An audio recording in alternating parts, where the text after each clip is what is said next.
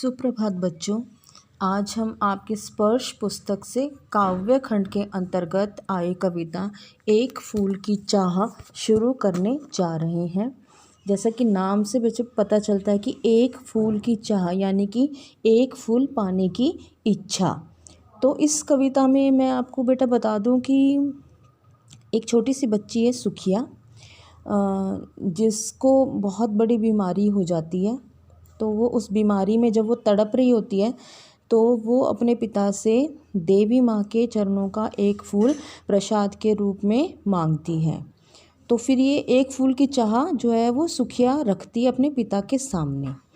और जैसा कि अब हम सबको पता है कि हमारे भी चारों तरफ अभी ये जो कोरोना वायरस नाम की बीमारी चल रही है, तो इसकी वजह से कितना हाहाकार मचा हुआ है हर जगह, हर देश में इस बीमारी से ग्रस्त लोग हैं, या बहुत सारे लोग तो बेचारे जो हैं वो मृत्यु को प्राप्त हो चुके हैं।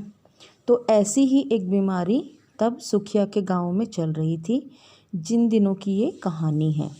तो चलिए शुरू करते हैं आपके लिए ये कविता एक फूल की चाह।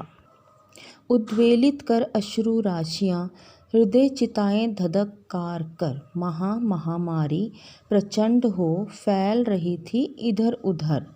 क्षीण कंठ मृत वत्साओं का करुण रुदन दुदांत निदांत भरा हुआ था निज कृश रव में आहाकार अपार अशांत। यानी कि यहाँ पर जो कवि है बेटा आपको इस बीमारी के कारण जो आहाकार मचा हुआ था चारों तरफ, उसके बारे में बता रहा है। जो आपका पहला पद है इसमें कवि ने बताया है कि ये जो महामारी फैली हुई थी, ये बीमारी फैली हुई थी, इसकी वजह से जो चारों तरफ हाहाकार मचा हुआ था वो किस प्रकार का था। तो उद्वेलित कर अश्रु राशियाँ, उद्वेलित यानी कि भाव विभोर होकर, और अश्रु राशियाँ यानी कि आंसुओं की झड़ी। तो कवि बताना चाहता है कि चारों तरफ जो है इस बीमारी से ग्रस्त थे जो लोग, ठीक है, इस बीमारी से ग्रस्त थे लोग, या जो इस बीमारी के कारण मर गए थे लोग, उनके सगे संबंधी, ठीक है, वो बेचारे दुखी थे, ठीक है, भाव अपने लोगों की मृतक शरीर को देखकर, डेड बॉडीज़ को देखकर उद्वेलित होकर अश्रु राशि, यानी कि जब उन्होंने डेड बॉडीज़ को देखा, मृतक शरीरों को देखा अपने सगे संबंधियों के, तो वो भाव विभोर होकर निरंतर रोते रहे। हृदय चिताएं धधक कर, और उनके हृदय रूपी चिताएं जो हैं वो धधक धधक कर जल रही थी। मतलब कि जो मन का दुख है वो चिता की तरह, जैसे चिता एकदम से धधक कर जलती है, उसी प्रकार जो मन का दुख है वो धधक धधक कर जल रहा था। महामारी प्रचंड हो, क्योंकि जो ये महामारी है बेटा ये उस समय प्रचंड रूप यानी कि बहुत तीव्र गति से फैल रही थी। इस महामारी ने प्रचंड रूप धारण किया हुआ था, यानी कि तीव्र गति से फैल रही थी इधर उधर। क्षीण कंठ मृत वत्साओं का, यानी कि मृत वत्साएँ, यानी कि जिन माताओं के जो संतानें वो मर चुकी हैं, मृत वत्साएँ यानी कि जिन माताओं की संतानें मर चुकी हैं वो अपनी संतानों पर विलाप कर रही थी, यानी कि रो रही थी। क्षीण कंठ, क्षीण यानी कि बिल्कुल जो कमज़ोर हो जाता है, जो ऐसा कमज़ोर गला, यानी कि रो रो कर उनके गले की हालत जो है वो क्षीण हो गई थी, बिल्कुल ख़राब हो चुकी थी। परंतु फिर भी उनका जो करुण रुदन दुदान नितान, यानी कि जो उनकी करुणा है, यानी कि उनके जो रोना था बेटा वो लगातार चलता जा रहा था, और वो जो किसी के बस में नहीं। दुदांत का मतलब है यानी कि ऐसा माहौल या ऐसा दृश्य जो किसी के बस में ना हो। नितांत यानी कि अलग अलग तरीके से सब जो माताएं हैं वो अपने अपने बच्चों के मरने पर रोए जा रही थी, चाहे उनका गला उनका साथ नहीं भी दे रहा था तब भी वो निरंतर रोए ही जा रही थी। भरे हुए था निज कृश रव में आहाकार अपार अशांत, यानी कि यहाँ पर कवि कहना चाहता है कि उनकी जो करुणा भरी चीख पुकार थी वो सब दिशाओं में फैल रही थी, और अपने कमज़ोर और दीनहीन आहाकार के शोर में उनकी अशांत कर देने वाली अपार मानसिक पीड़ा जो है वो छिपी हुई थी। यानी कि यहाँ इस पैराग्राफ में सिर्फ कवि ने इतना बताया है कि जब ये महामारी जो है प्रचंड रूप पर थी, तीव्रता से फैल रही थी, तीव्रता से फैल रही थी। तो जिन लोगों के रिश्तेदार मर चुके थे या जिन लोगों के रिश्तेदार पीड़ित थे, वो लोग मरे हुए यानी मृतक शरीरों पर हाहाकार मचा रहे थे, यानी कि रो रहे थे, पीट रहे थे खूब। और जो पीड़ित थे उनके लिए भी दुखी थे। और वो माताएं जिनकी संतानें जो हैं वो मर चुकी थी और वो उन अपनी संतानों पर विलाप कर रही थी, और उनका विलाप ऐसा था, उनका रोना ऐसा था जो चारों दिशाओं में फैल रहा था। और जो आवाज़ अगर दबाना भी चाहे ना, तो उस आवाज़ को दबा नहीं पा रहे थे, क्योंकि हाहाकार अपार अशांत। और उस शोर के अंदर, हाहाकार के अंदर अगर कोई झांक कर देखे कि उन माँओं के मन में कितनी पीड़ा छिपी थी, कितना दुख छिपा था, कवि मतलब उसको बयान नहीं कर पा रहा है यहाँ पर।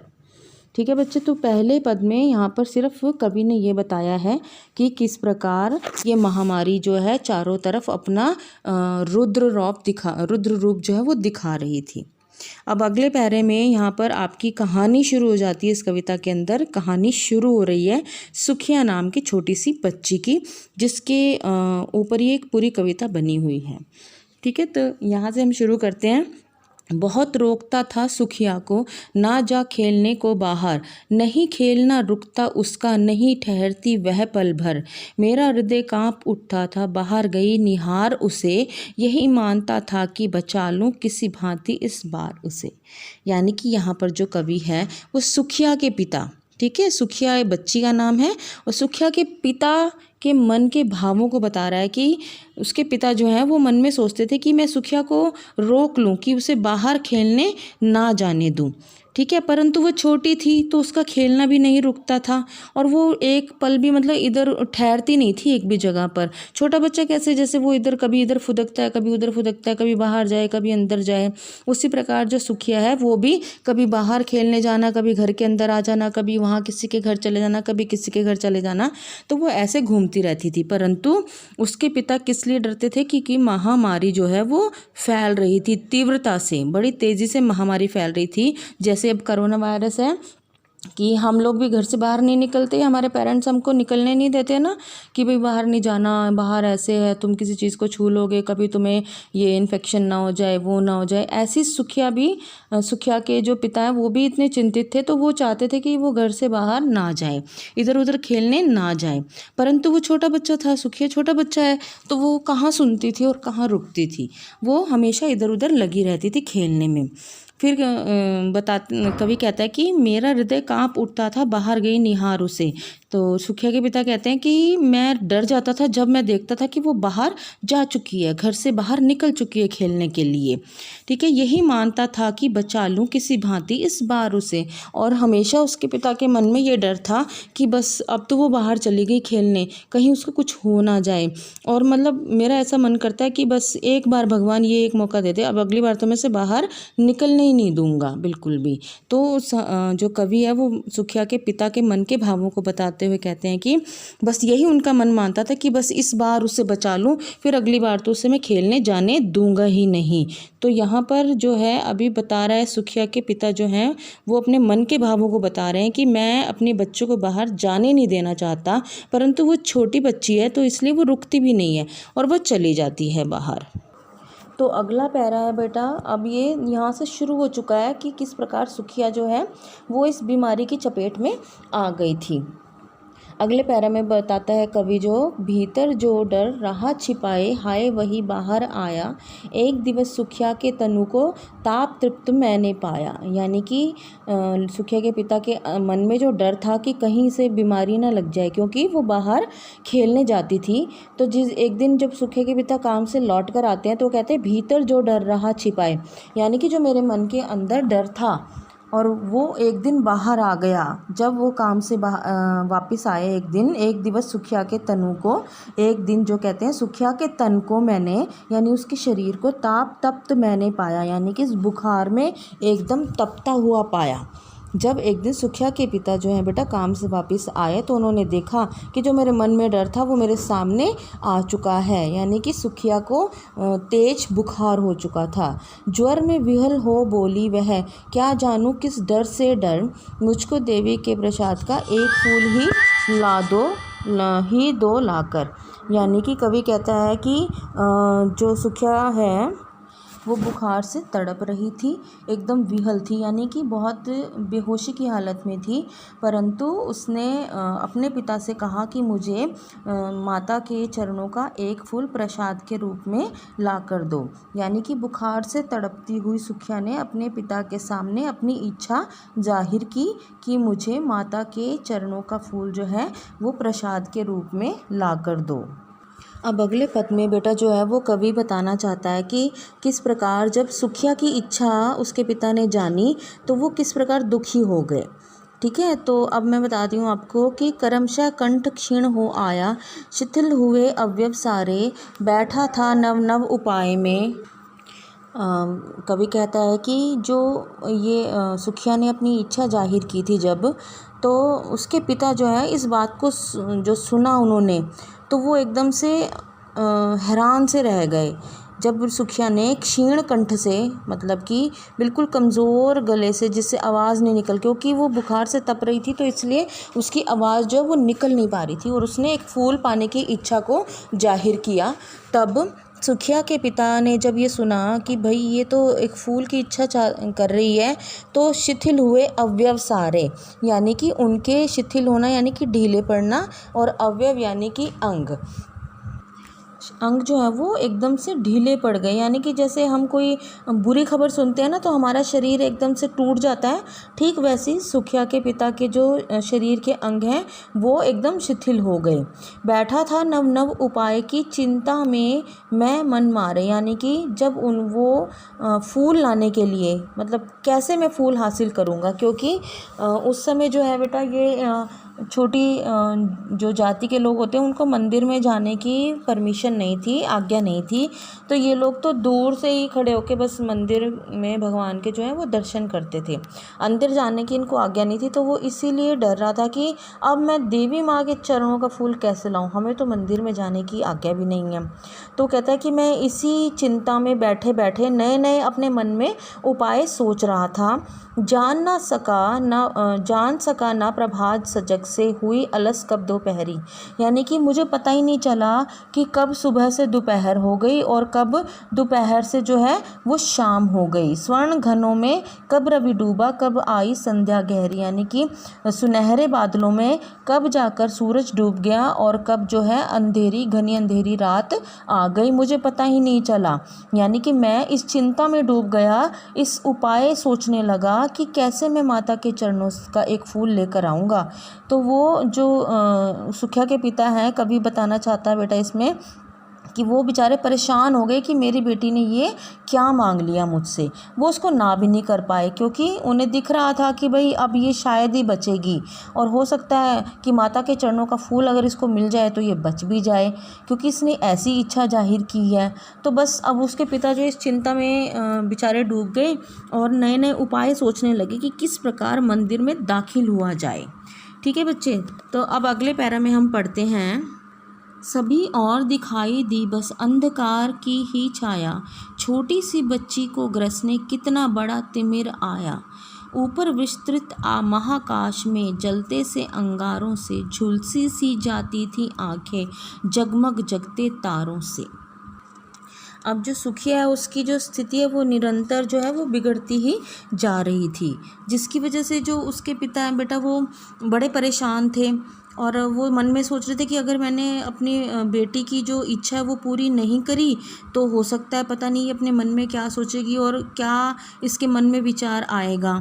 तो वो मतलब उपाय सोचते रहे। तो उन्होंने सोचा कि चलो देखा जाएगा, जो भी होगा, कि मैं मंदिर की तरफ चलना शुरू करता हूँ। ठीक है, तो मतलब उन्होंने जैसे मंदिर की तरफ कदम बढ़ाया, पर मन में तो विचार आ रहे थे कि मैं अंदर कैसे दाखिल होऊंगा। तो उसमें जो इस पैरा में जो कवि है वो कहता है कि उनके मन में ये भी आ रहा था कि इतनी छोटी सी बच्ची को कैसे ग्रसने, यानी कि उसको खाने के लिए, उसको निगलने के लिए या डसने के लिए ये कैसा अंधकार आ गया, यानी कि मेरी बेटी बहुत छोटी है और उसको ये बीमारी कैसे लग गई। तो इसमें जो सुखिया के पिता हैं वो अपने मन में ये भी सोचते जा रहे थे जब वो मंदिर की तरफ बढ़ रहे थे कि इतना बड़ा अंधकार मतलब मेरे सामने छा गया है, मेरी बेटी अब ऐसी स्थिति में है कि अगर मैं उसकी इच्छा पूरी नहीं करूँगा तो पता नहीं शायद वो इसी सदमे से ही ना मर जाए। फिर उसके पिता कहते हैं कि सुखिया की आँखों से जो है वो आग निकल रही थी, यानी कि उसका जो शरीर है बेटा वो बुखार में, ज्वर में इतना तप रहा था कि उसकी आँखों से जो है आग निकल रही थी, जिसे देखकर ऐसा लगता था कि मानो जैसे कि आकाश में जो है वो अंगारे, यानी कि बहुत बड़ा आकाश है, जैसे उसमें चारों तरफ तारे जो हैं वो बिखरे रहते हैं ना, ऐसे ही सुखिया कहता है कि पिता जो है वो कहते हैं कि सुखिया की आँखों से अंगारे ऐसे बरस रहे थे, जैसे कि मान लो आकाश में बहुत सारे तारे खिंडे हुए होते हैं ना, फैले हुए होते हैं, तो अंगारे ऐसे चारों तरफ जो हैं उसकी आँखों से निकलकर बरस रहे थे।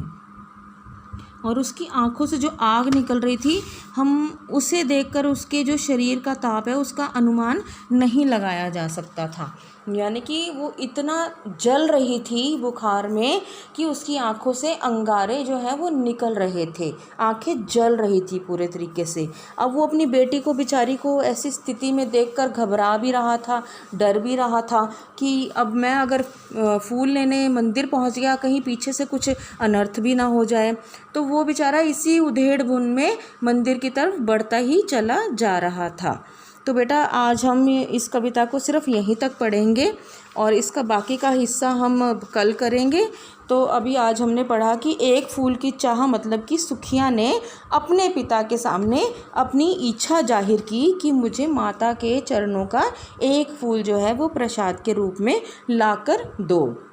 ठीक है। और किस प्रकार जो उसके पिता बेचारे हैं वो बेबस होकर अपने घर से निकल पड़ते हैं कि मुझे अपनी बेटी की इस इच्छा को पूरा करना ही है। तो हम अब आगे कल देखेंगे कि इस कविता में आगे उसके साथ क्या होता है। ठीक है बच्चे, आपको यहाँ तक समझ आई? आशा करती हूँ कि मैं आपको ये कविता यहाँ तक समझ आई होगी। धन्यवाद।